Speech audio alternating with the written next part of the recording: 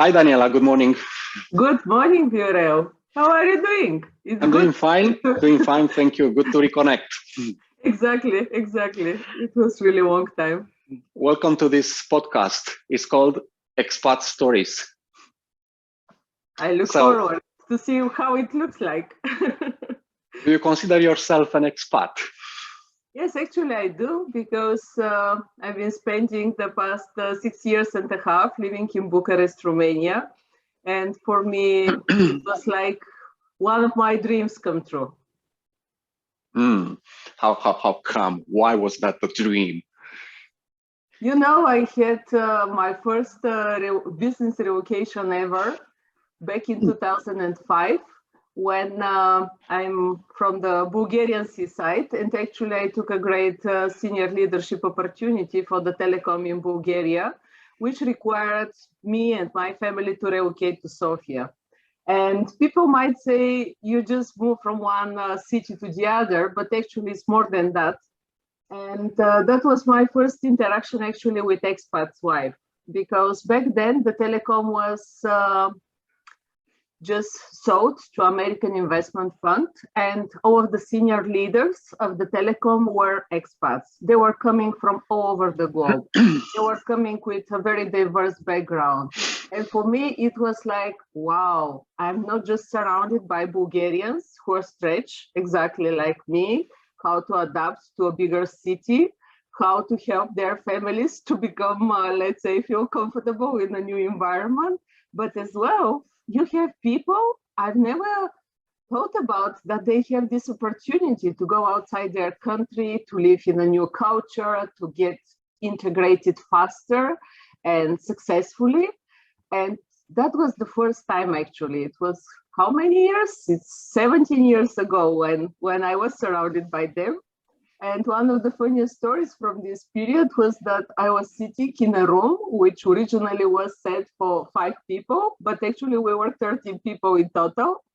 And I was the only one Bulgarian. And for me, it was like, oh my gosh, English could be sound so strange, speak by Australians, by people from Ireland, Germans, etc. So it was really wow to feel the spirit, and as well having more friendly and informal conversations with all of them during the 2 years I've been in this role helped me to understand that this is going to be something I'm really looking forward to experience, because you never know what limitations you might have.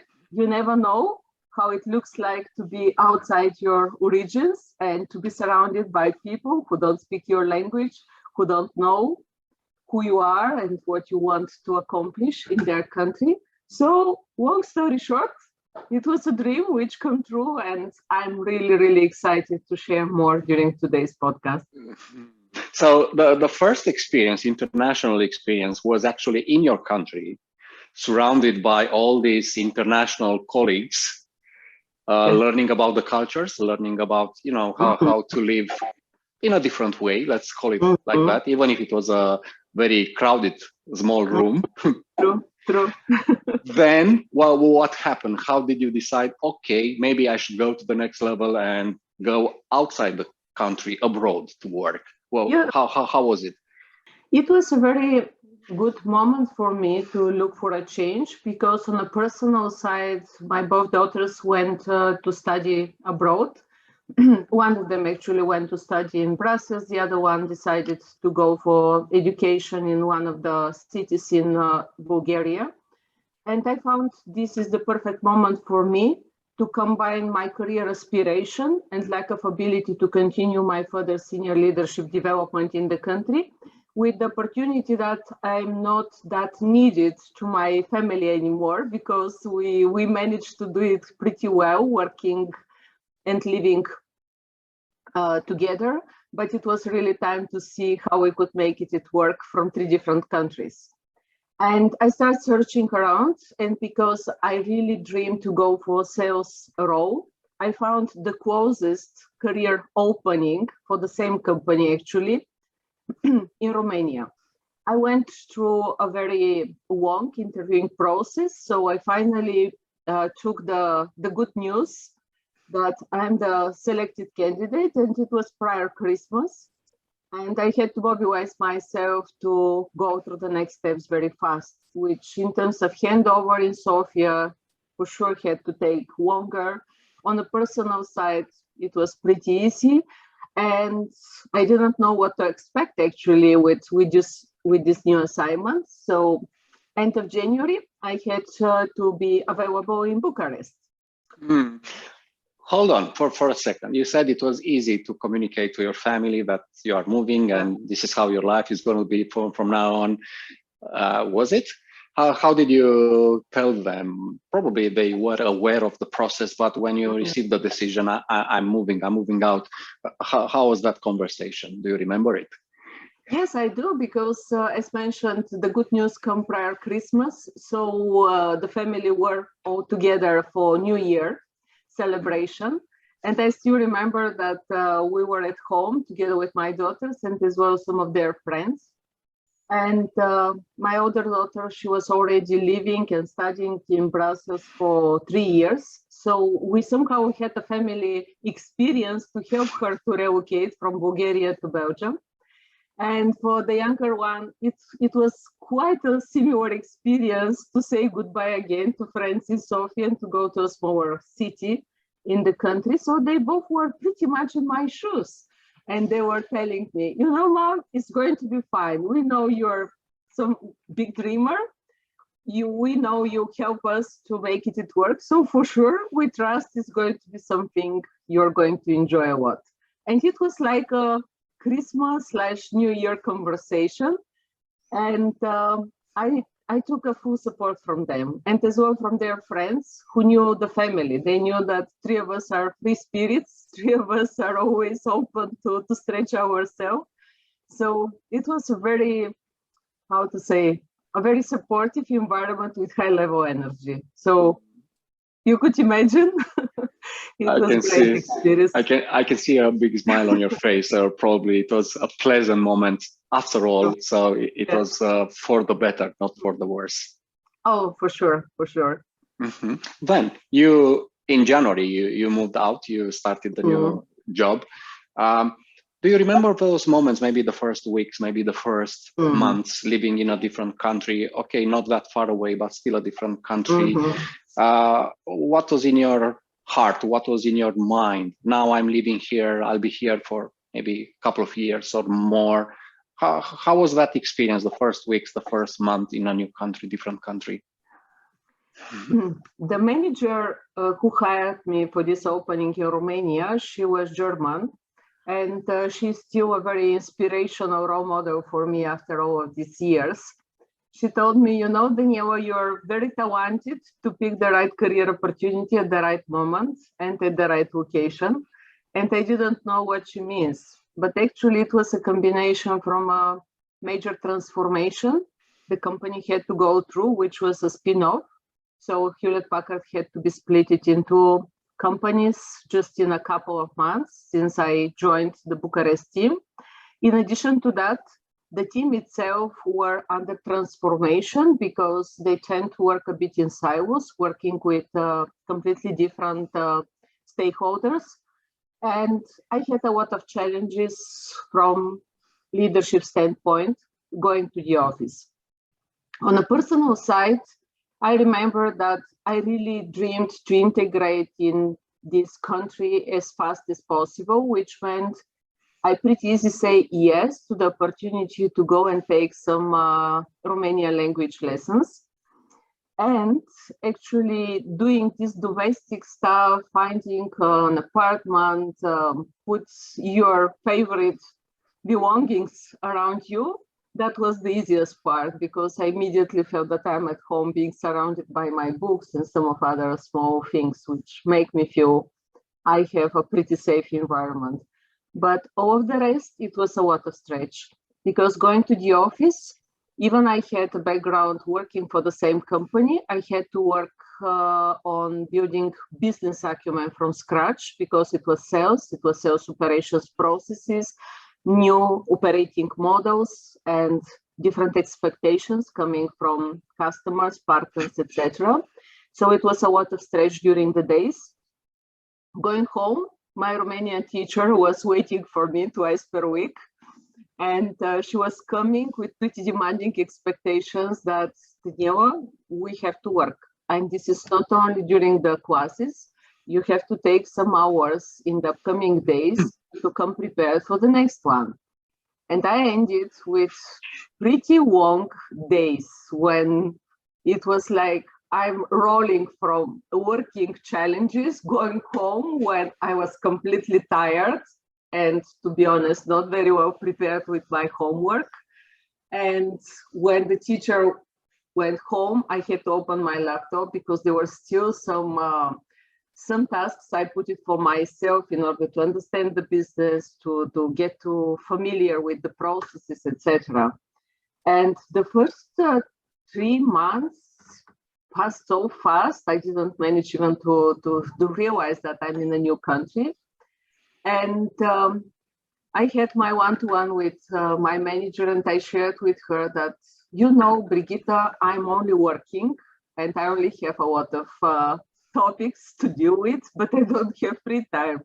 And she said, Daniela, for sure, there is a local community of expats in Bucharest.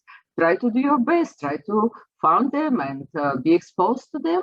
It was a great idea, but when you go to build network, you have to go with certain ideally high level of energy. But all of the events I wanted to participate, which were organized by internations, they were taking place in the end of the working day. And you could imagine, with such a busy agenda, I was just going there and I was dreaming this event to be over because I don't have energy to smile again, to introduce myself and to make people bored with my first steps in the new environment. Yeah, you're tired. Yeah. Yeah. But let me ask you something, because you mentioned your Romanian language lessons. Would you say it's important, or it's mandatory, or it's nice to have to try to learn the language of the country you are living in? I think it's important because most of the expats continue to stay in a comfort zone living abroad, because when they go to the office, in many of corporate companies, language is the official business language. Mm-hmm. So you're in a comfort zone. In a bubble. Working hours, indeed. You only speak and practice and hear English, and that's fine. You could make it work. But when it comes you to go out of the office, to take the subway or go to a store, you start realizing that you're completely disconnected from your real life experience, which is waiting for you. And this is where you have to be aware and really to hold down and say, okay, I do understand you want to be successful career-wise. At the same time, you miss the pleasure. You miss the great opportunities to talk with local people. Most probably not many of them speak English, so go for it. And back to this language experience, I found that for me, coming with Slavonic background, when Bulgarian is pretty close to Serbian, Macedonian, and Russian, etc., Romania was new way of experience languages. So it's a language which I've never been exposed to. It was very hard for me. But what I agreed with the teacher, that she has to respect my busy schedule, but at the same time, I'm going to be committed to practice Romanian as much as possible in the office. And Viorel, it was a lot of fun. It was really a lot of fun because I was just taking bits and pieces from the lessons, but next day I'm coming back to the office very proud that I could say Bună dimineața, ce faci, stuff like that. And people were, wow, you have such a great pronunciation. Say, yes, pronunciation good, but just a very limited vocabulary. And there were many critical situations when this limited vocabulary helped me to get to know, to expose myself to simple conversations. But I started gaining happiness, and I started gaining this real expat experience when you mobilize what you learn from the local language, but as well body language and smile always help to open people in front of you. I know from my own experience that it's excellent to start learning a new language if you live and work abroad. But at the same time, it happens to have some funny moments. Trying to speak the language, maybe sometimes people don't take you seriously. They are welcoming and funny, but if you try to be serious, to give a message in that language, whatever that language is, maybe people sometimes tend to laugh or have fun or something like that. So did you face that challenge? Like, I really wanted to be serious. I really wanted to address a crowd or some colleagues in their own language, and they don't take me seriously because maybe I'm trying too much, or my pronunciation, my vocabulary are not good enough. Did it happen to you? Of course, it happened many times. But what helped me, and is always helping me, that I'm a very self-ironic person. And I always position this from the funny standpoint that, guys, I'm very serious professional. At the same time, I know I'm not perfect in your own language. And if you don't mind, I would like to start the presentation in your own language. And at the moment when I see big smiles on your faces, I'm going to recognize that it's the perfect moment to switch to English. Just we ought to be on the safe side. And they were really laughing at the same time. They really respected me for being brave and for being vulnerable, to being open to share that I'm not perfect one. And that's, I believe, is really important, because sometimes when you go to the other country, it's either your neighbor or even far from your own country, you try to position yourself, you try to work on the brand that you're great, that you're very experienced practitioner, and this is why you took the job over, not someone who is a local colleague of you. And you have to make it grounded and really have to show that, yes, I'm strong in terms of knowledge, capabilities, but at the same time, I'm someone who is open to learn ongoingly in life. And this is what makes people recognize that they have a lot in common with you, that they could come closer to you, learn from you. At the same time, they could give you a lot. And that's such a rewarding exchange of thoughts, of support, of experience, because you could learn from everyone.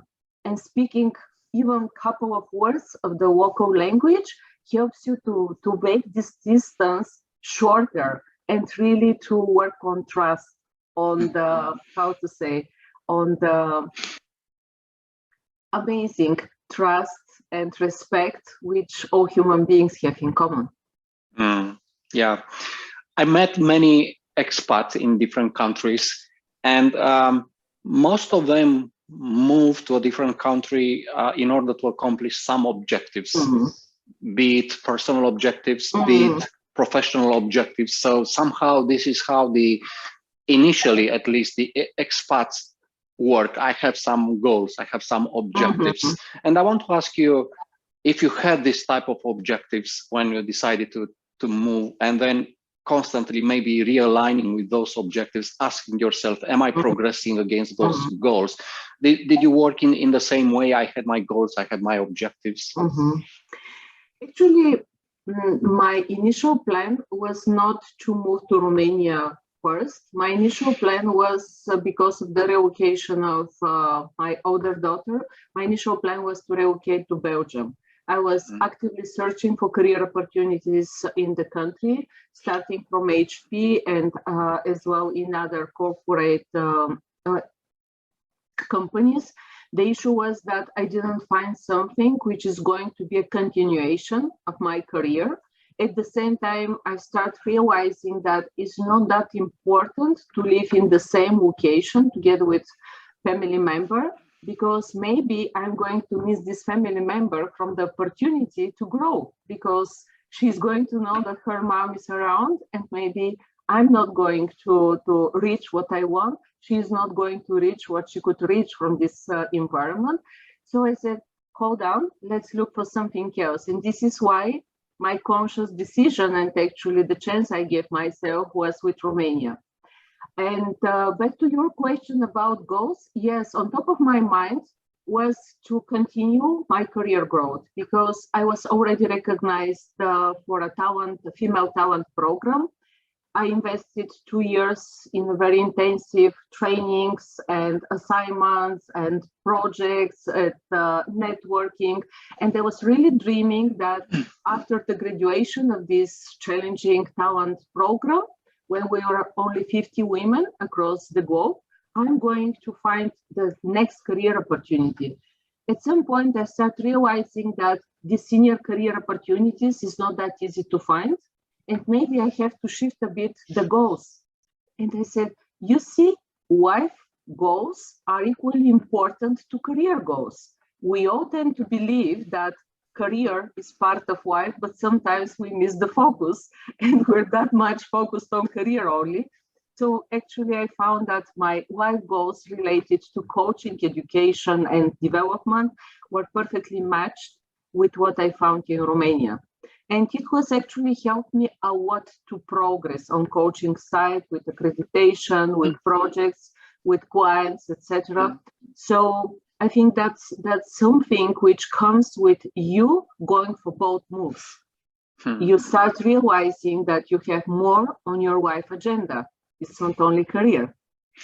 Well, what I'm hearing is that it's important to align yourself with professional goals, but it's also super important to have your personal goals, to not forget about personal advancement, whatever that advancement would be. Yes. Yeah. If you look back at the expat experience, what was the biggest challenge for you? Maybe as a manager, maybe as a person, maybe as a woman. What would you say the biggest challenge you encountered? It comes with my integration with the first team I ever took in Romania, because for 6 years and a half, I was leading many teams, but the first one was very stretching because I didn't know how to make it work that fast. I started with very unrealistic expectations that I'm going to have time to learn everything, to build my local network and do it one step at a time. But actually, it were very turbulent times, and I had to build a strategy how to make it faster, sooner. The environment was stretching from the other standpoint that I found that every of my peers were contributing as a voluntary on various leadership development programs, people development, career opportunities, diverse communication, etc., which for me extended the list of topics I had in my agenda. And I didn't know from where to start. Seems that everyone was very polite towards myself in the first weeks, but people didn't know me, who I'm actually, who I'm the person outside my title, outside my long resume. And I started doing with the speed people were able to deal with me, which means baby steps. I didn't force anyone to like me, to have a coffee break with me. I just tried one step at a time. And this is what helped me actually, to leave people to build trust on me on small steps, not forcing, not promoting myself too much, because I could be very competitive, having this high motivation to prove and succeed. But actually, I wanted to connect on a human side. That was the level I wanted to position myself, and I wanted to open people to accept me as a human being. And that was a very successful strategy, because they found that I'm not an enemy, I'm not an internal competitor that just come from the other country. I'm the other way around. I have a lot of resources, and I'm very, very excited to share these resources with them. And this is from where the magic got started for me. People start coming, people were asking me for pro bono coaching experience, which was like a blessing. I already started having internal customers to test where am I in my career as a coach. So that was really great moment. And I started spending the weekends with some of the team members. We went for some walks in the mountains, and it was really the moment when I let the control and I allowed myself and others to build this relationship. And you can't imagine how many great friends I have today in Romania. It's really the most exciting moment when I know I'm going to have chat with some of them, I'm going to meet them again. And that's one of the greatest gifts you take from expat experience. You build friends, and they're long-term friends. Indeed. Tough question.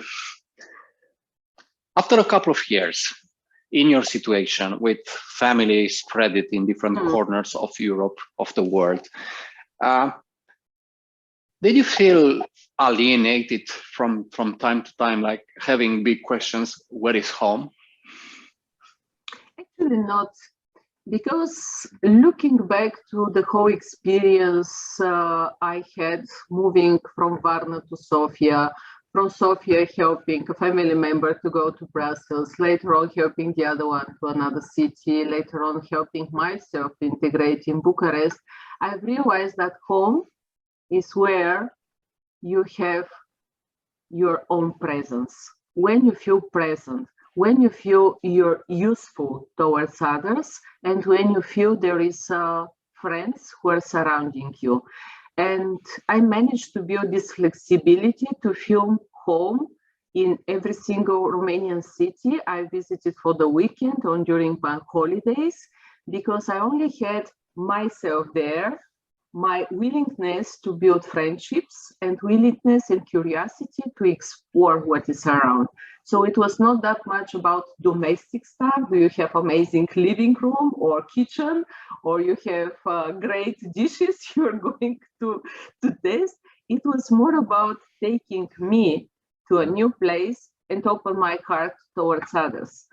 And it helped me a lot to disconnect from this, addiction we might have on material stuff, to reduce drastically the number of belongings I'm now taking with me from one country to the other, from one place to the other, and to live much more simple life, where you don't need to have all this fancy stuff, which you tend to prove you're successful. It's enough to be confident in your own skin, to be open towards others, and that's enough. Of course, there is limited number of books I always take with me because I enjoy reading, but that's something which I could do compromise if I have to jump and take my backpack and go to a new place. So definitely home changed in terms of content. Are you saying that metaphorically and literally you got used to travel light? Definitely. Yes, this is what I mean. In terms of belongings, attachments, objects, emotions, maybe? Yes, emotions, because actually there are a lot of emotions attached to the memories you built with this famous souvenir or that part of the furniture or stuff like that. At the end of the day, we all are gifted. We have the chance to live free. We have the chance to explore what we want. We have the unique opportunity to put into practice our dreams, and simplicity is important, especially in the fast-changing environment we all live these days. Not only because of COVID, but overall because the whole industrial world is changing so fast. So you have to be flexible, and being less attached to material stuff helps a lot. Helps a lot to clean your mind, because you're not that much on the basics environment. You're more attached, okay, what is my vision? And let's be faster, let's try it and learn from it. If it doesn't work, again, try something new. And if you have to always take into account a long list of belongings and stuff like that, that's somehow what is distracting you and what is limited the chances you to enjoy. I heard you, and I resonate with many points that you expressed. Final question for you. What other advices would you give to somebody who is maybe contemplating to move abroad, or maybe it's in the beginning of expat life and career? What would be your advice or top advices? The first advice would be to trust yourself, that you have enough resources to deal with all of the challenges you're going to face, because for sure you went through many challenges in your life so far, and that's nothing different than all of the past. So trust you have enough resources with you. Second of all is about raising your curiosity in order to see opportunity in everything which is coming on your table, which means you don't know how to ask for help. Put a smile and try to express with your body language what you mean. Try to be open to reconnect with other people who are surrounding you. You're going to find the support. The third one is about learning agility, which means be always open to go for new experience, even you don't have all of the pieces of the puzzle.